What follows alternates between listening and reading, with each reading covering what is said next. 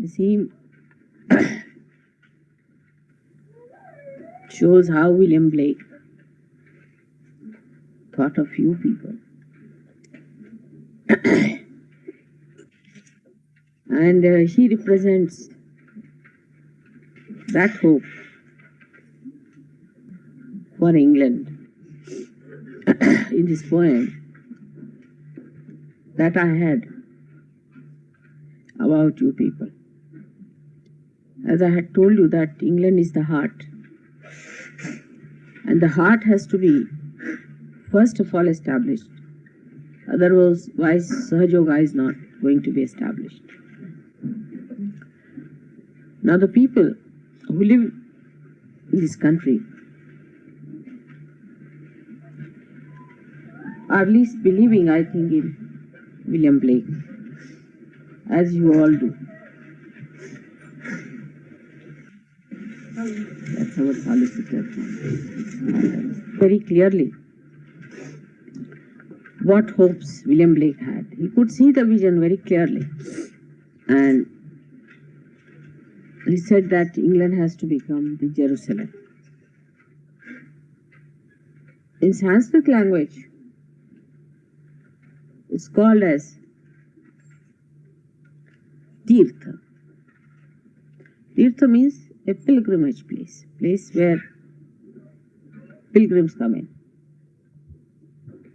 And this indication here of this poem, which is so beautifully written by William Blake, shows that he saw the vision of Sahaja prospering in England in this beautiful manner.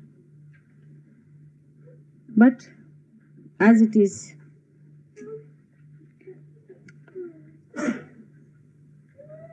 this heart is so materially bound. There's so much of materialism that has come into our veins even. We have to realize that we have to get it out of our mind, out of our body. It has gone into us so much, the materialistic approach towards life, that we have to really take a strong action against it. It's so much that anybody who comes to this country also becomes materialistic. Imagine heart becoming a matter. Think of heart becoming a stone. And today, on a day when you are here to worship me as a guru, my desire is only one, and that is that you all should become gurus yourself. I have struggled for 7 years here to build you up.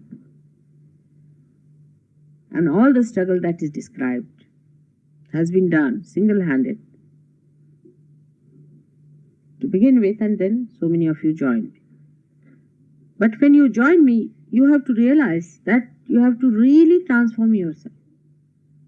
You have to know that you are first of all realized souls, which also very few people really realize and are aware, I think, that they are realized souls. They are not other mundane type of people, ordinary people. They are realized souls. So as it is, they have to get out of this shell in which they have been living. The ideas of securities that you have had so far come to you all from materialism, if you study yourself correctly. Everything is trickling down to you that is materialism. How many people read William Blake? How many understand him? And how many believe in him? And then how many follow him? He is a lost poet of this country.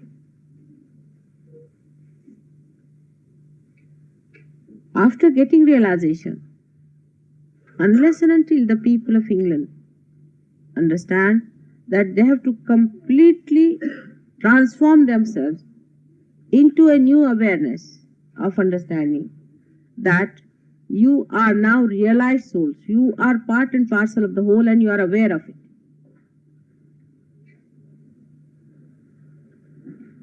Firstly, materialism crawls into you in so many ways.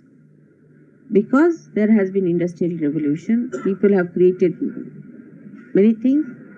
Matter has been comforting you, and you got used to matter.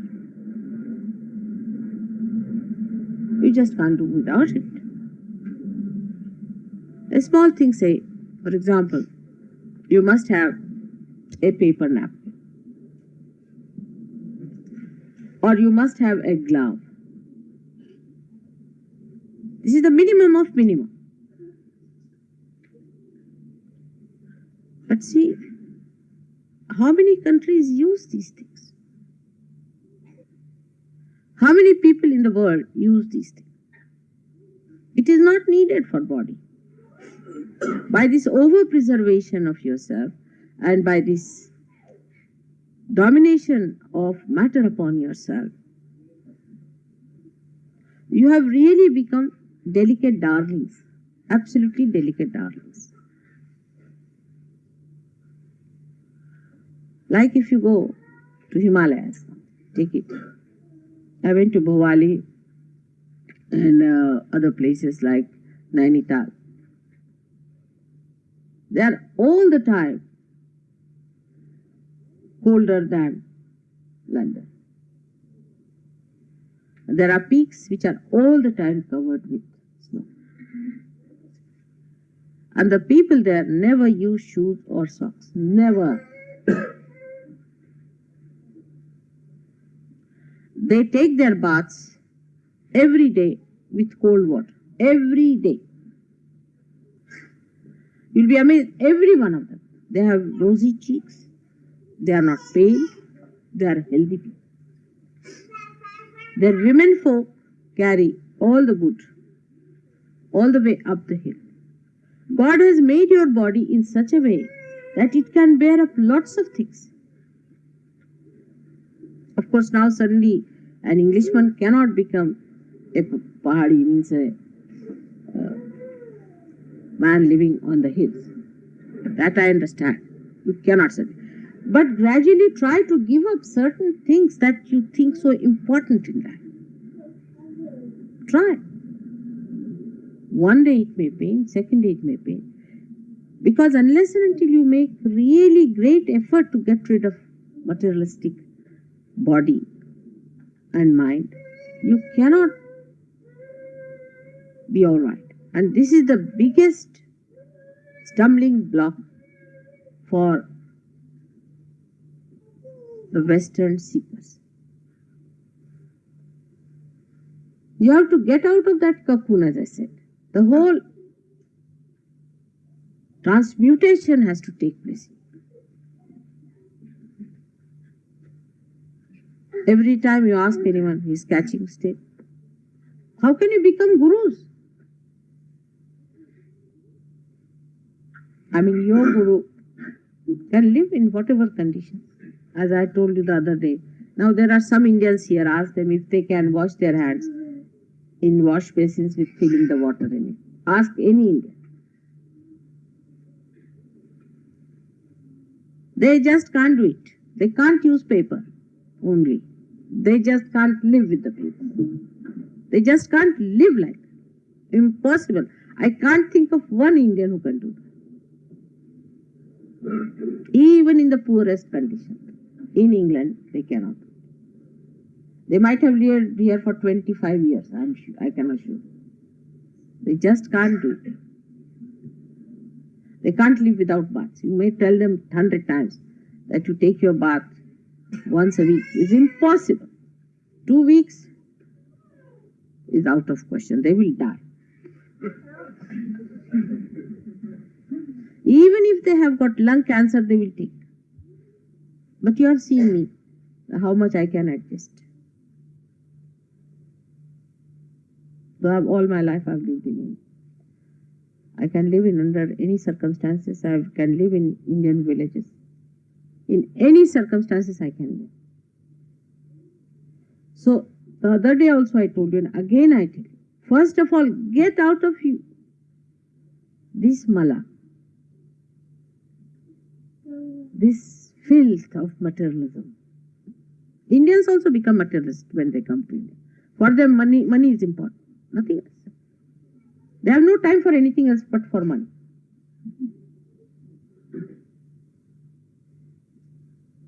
It's a fact. Anybody who touches this land becomes money possessed. If you tell them that money is not everything, they can't understand. They go mad. Morning till evening, they are also running in the rat race. Now you have to change, you have to come out of it, you have to stand out and see for yourself that you are no more one of these mad people who run after matter. And you leave each and everything, every particle of it here and die. Again you are born, again we are doing the same. You have to run away from comfort.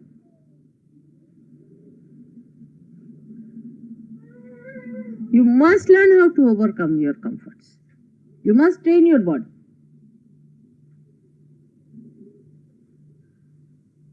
Little noise here and there. Englishman, I'm saying Englishman because we are in England. Americans are much worse.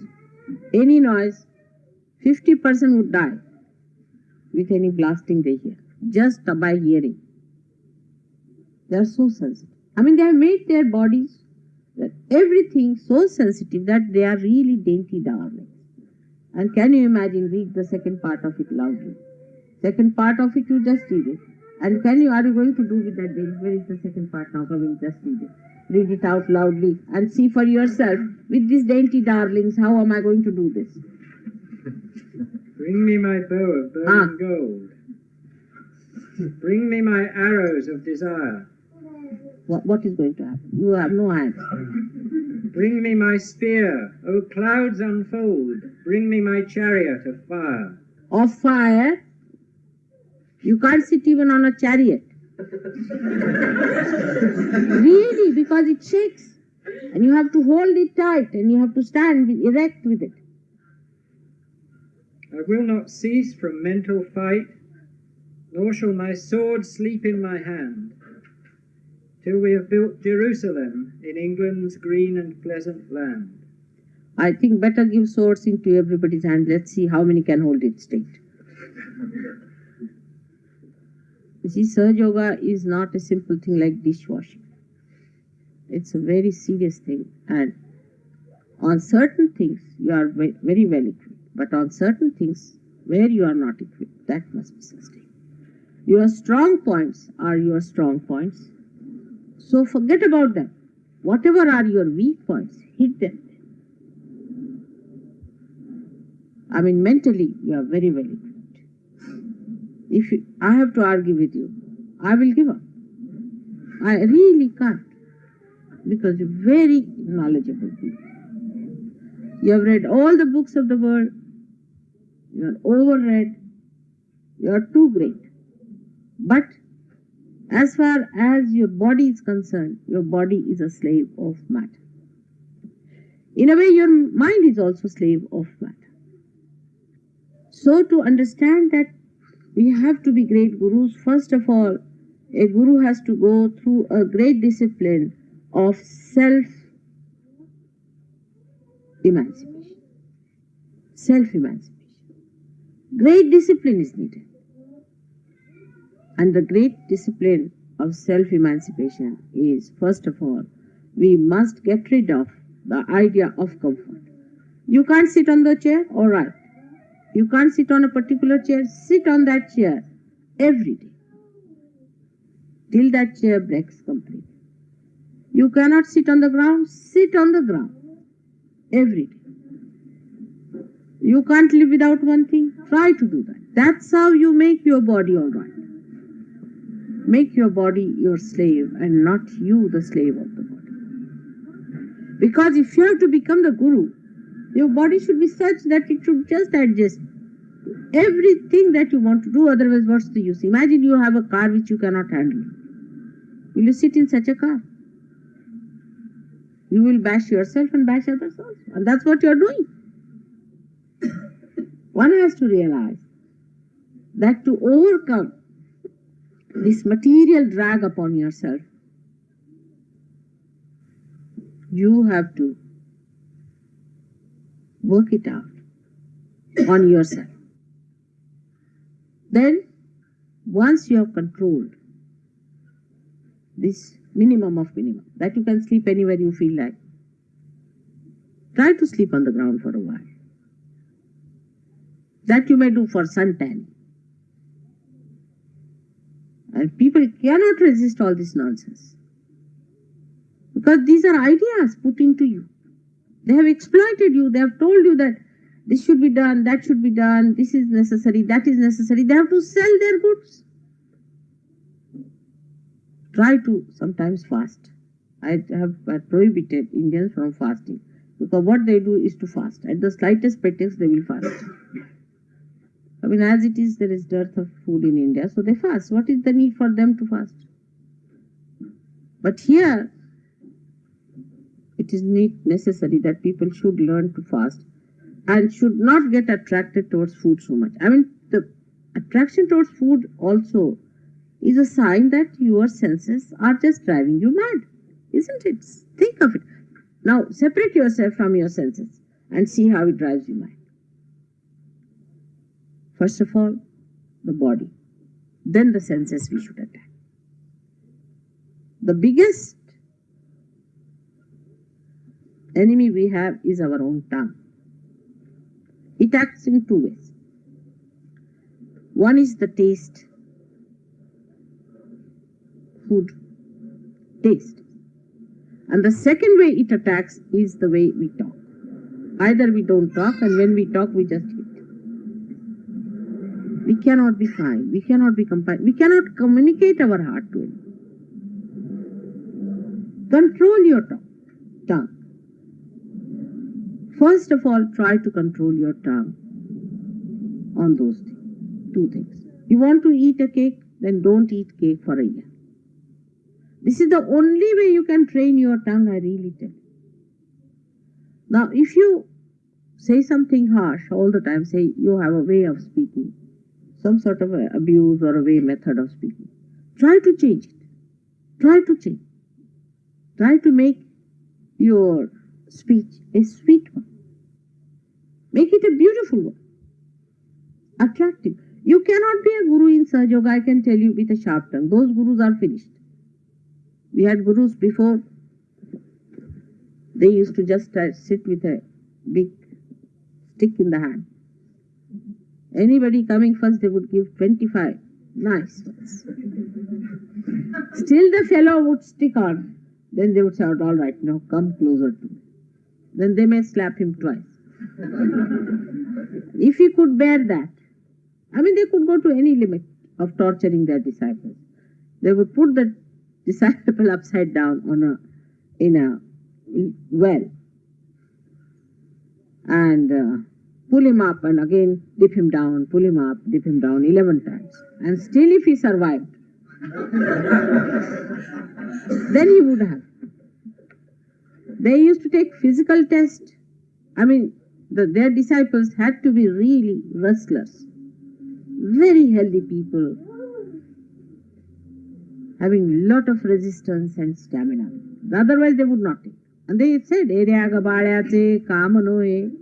it's not the job for any Dick, Tom and Harry. Thus they would select only one person. They would make him sit on the thorns or on the nails. Actually they were seats of nails. They were made to sit, these people were made to sit on the seats like that. I mean, I'm not telling you lies, you can find out. And they used to treat them as if they are on a suicide squad. Absolutely like that. The determination had to be like that. Then they would accept them as a disciple, not as a guru. Then beating them nicely, morning till evening. You have heard of Mr. Ravi Shankar, a great sitarist. I remember my father was a political advisor to the king when his guru used to, Alauddin Khan Sahib, used to live. And I remember that day when I was in college and he was also young, might be slightly younger to me in age. maybe I don't know what was his age that time. But he was studying with this fellow, this guru of his. And we went there. So my father was a great connoisseur of music, and his guru used to respect my father. So he asked that, why don't you play? My father asked to Ravi Shankar. He said, sir, please. The eyes came out. He was so frightened. Then his guru played. He used to play on mudung. That's a kind of a double tabla, a double percussion. He's a great genius. And then he went away or something. So Ravi Shankar crawled up to my father. He said, sir, never ask me before my guru to play. You see, then he lifted his hair and showed a big bulge was there. See, this I got yesterday. For playing one note, my sitar was broken, and this I got it instead of the sitar. This is my guru's prasad. So please, for heaven's sake, still he stuck on to him. And you can see the results. Today is Ravi Shankar.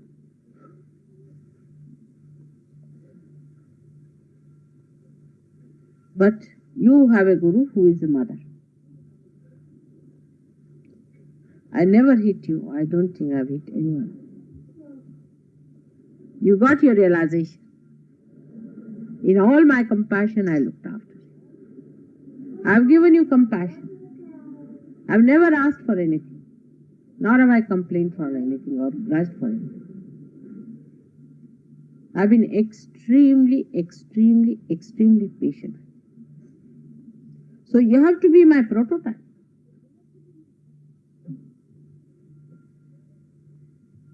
You are a guru in Sahaja Yoga, in this Maha Yoga. You are not a guru of this type, who can only create one disciple in 21,000 years sort of a thing. You have got the knowledge of Kundalini much more than any one of these gurus have got. You have the powers much more than any one of these gurus have. Indiscriminately, this power has been given to you. Now only those who will come up and grow as proper trees will be called as guru. And that is why one has to know how to grow properly as a guru. First of all, you must give up all materialistic attitude towards Sahaja. Many Sahaja yogis even have an idea that it should be used for certain purposes. You see, that it should house us. It should give us some place to live in. Some people have an absurd idea that it should also provide us food free. That it should not touch at all our married life. We can have our plans with our married life the way we like. We can lead absolutely a very selfish, self-centered married life. Also, some people have an idea that we are not to spend a single pie for Sahaja Yoga, but take all the advantages out of it. Such people should never hope to become gurus. They may try to show off, but they'll go down. You have to learn humility. First of all, you have to be humble. Unless and until you have a large heart, you can never humble down. You have to be extremely humble person. Humility doesn't mean that you bow to a person who is dominating. Never means that. But it means a strength within you. The person who is weak can never be humble. He can never bear the load. Like this Mother Earth bears our load so well. Because she's so great.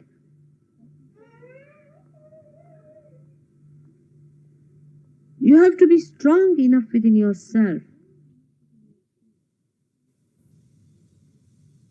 Bear the load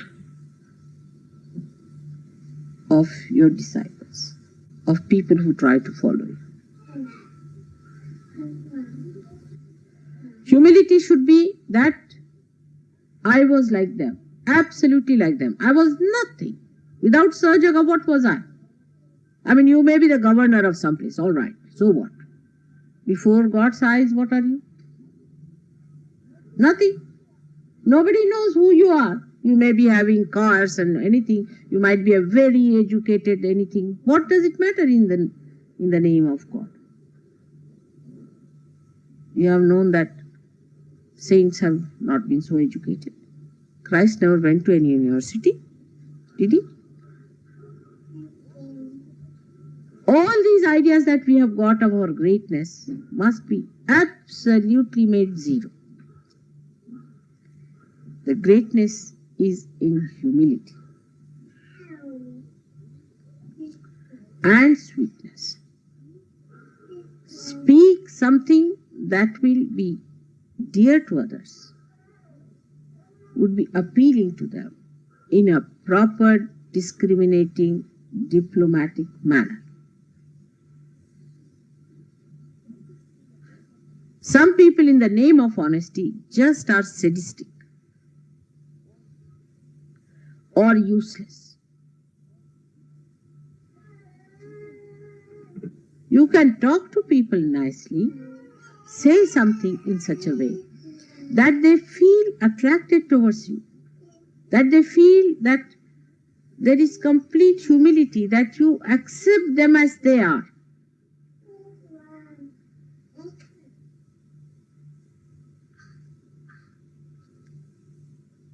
Because you want to give them.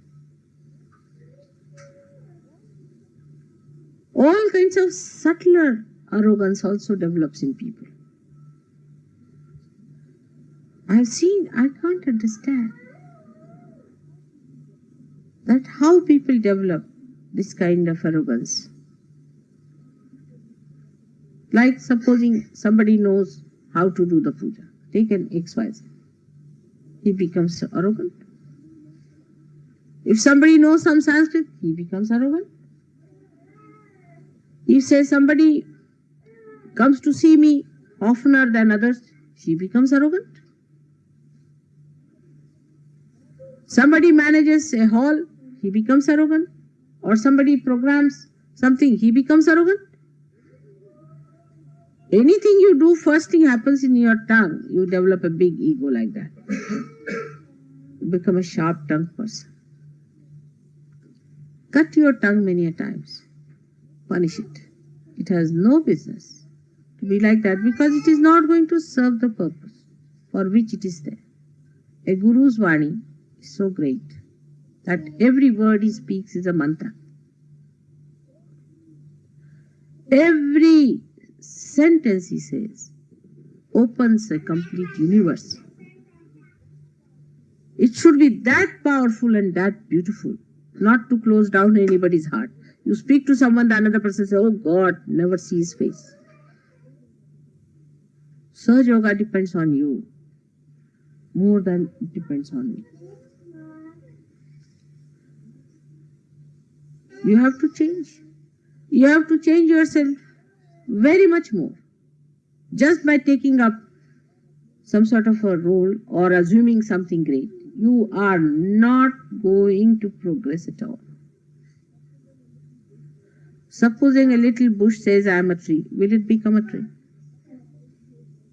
Supposing it behaves like a tree, will it become a tree? It has to become the tree, then there is no need to behave. You are a tree. A woman walks like a woman and a man walks like a man. If you behave like a woman, will you become a woman? It has to be innate. It has to be within us. If you are a guru, you are a guru. Anybody can see and say, ah, that's a guru.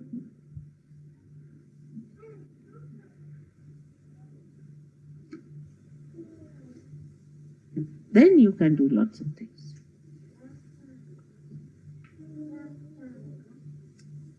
We are not willing to give up these things. That's why we go on catching on the same point, catching on the same point. At least those who are here should decide today. We are going to change ourselves completely. Let us start on the changing.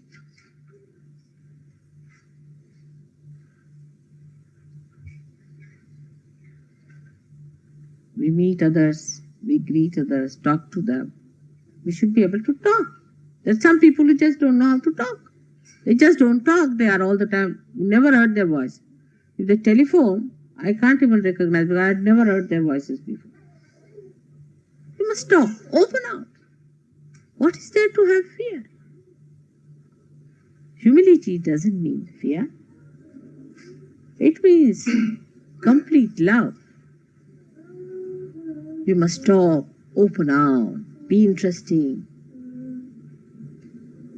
Try to do something for others. I've been saying this again and again.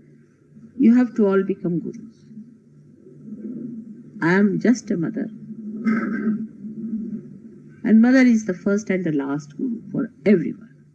That's how I am your guru and I am the guru of all the gurus. But you have to become your own guru.